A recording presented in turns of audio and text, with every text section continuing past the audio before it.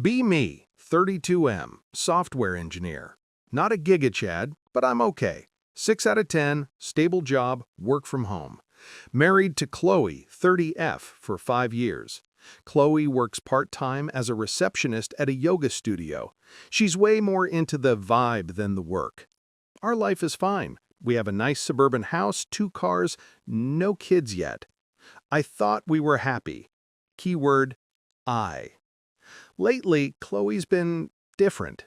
Spends all her time with her goddess tribe from the yoga studio. A bunch of divorced women in their 40s who preach about feminine energy and manifesting your best life. Their best life seems to involve a lot of Chardonnay and complaining about their ex-husbands. Our conversations become her quoting her guru, a woman named Aura. Aura says a woman shouldn't have to dim her light for a man's comfort. My light is a 60-watt bulb. I'm pretty sure I'm not dimming anything. Aura says I need to find my authentic self. Her authentic self apparently hates watching sci-fi movies and loves spending my money on healing crystals. The bomb drops on a random Tuesday. I come downstairs. She's sitting at the kitchen table with a folder. She has this look on her face, like she's about to fire me from a job I didn't know I had. We need to talk, she says. Oh boy.jpg. She tells me she's not fulfilled, that our marriage is holding her back from her true potential. She slides the folder across the table. It's divorce papers. I've already spoken to a lawyer, she says a little too proudly. It's for the best. This will be a fresh start for me. She has this whole vision of her post-divorce life. She thinks she's getting the house, my 401k, and enough alimony to never work again. She literally calls me my ex-investor. This is just a dissolution of our business partnership, Anon. Don't take it personally. I'm too stunned to argue. I just feel empty. I hire a lawyer, a quiet old guy my dad recommended. He looks like a turtle, but he has a reputation for being a shark in a shell. Chloe's lawyer is a slick woman in a power suit who looks like she eats nails for breakfast. First mediation meeting. Chloe is glowing, like she's on her way to the Oscars. Her lawyer presents their demands. 1. The house. Equity around $200,000. 2. 75% of my savings and investment accounts. 3. $5,000 a month in alimony for rehabilitative purposes. 4. Her car, which I paid for, and she wants me to keep making payments. I look at my turtle lawyer. He just slowly blinks. My lawyer speaks for the first time. His voice is soft but firm. Let's address these points. Point 1. The house. My client purchased the home with a significant down payment from an inheritance he received from his grandmother prior to the marriage. Under state law, this is considered separate property.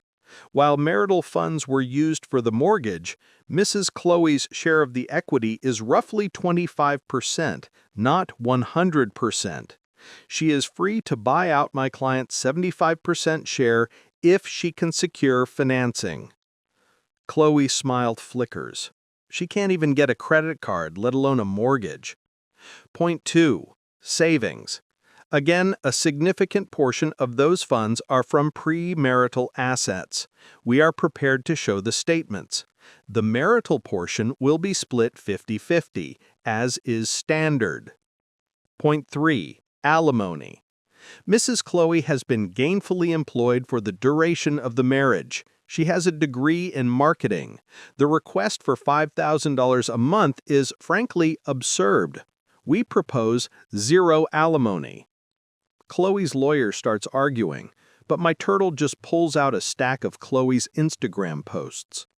Pictures of her in Cancun, #livingmybestlife, at expensive restaurants, #foodie, wearing new designer clothes, #girlboss. It appears your client has a very active and expensive social life that belies any claim of financial dependency. my lawyer says calmly. The judge agrees with my turtle on every single point. The reality of the settlement hits Chloe like a truck. She gets a check for about $50,000. That's it. She has to move out of the house. She has to take over the payments on her car. She gets zero alimony. She thought she was cashing out. She was wrong. I keep the house. It's too quiet at first. I start to fill the silence. I set up a home gym in the garage, the room she wanted to turn into a meditation space. I start cooking again, trying out complex recipes. I reconnect with old friends, have them over for game nights and barbecues. The house starts to feel like a home again, my home. Chloe's fresh start is not what she pictured. Her $50K goes fast. A deposit on a tiny apartment, lawyer fees, a divorce moon trip to Bali with aura that she put on a credit card. Her goddess tribe friends are great for sharing inspirational quotes, but not so great for helping you move a couch up 3 flights of stairs. She has to start working full-time. The yoga studio can't give her the hours. She gets a job as a customer service rep for a cable company. Instead of manifesting wellness, she's now getting yelled at by people because their internet is down. The hot, single, empowered life she dreamed of is a mirage. Men on dating apps are not looking for a 30-year-old with credit card debt and a chip on her shoulder. About 6 months later, I see her.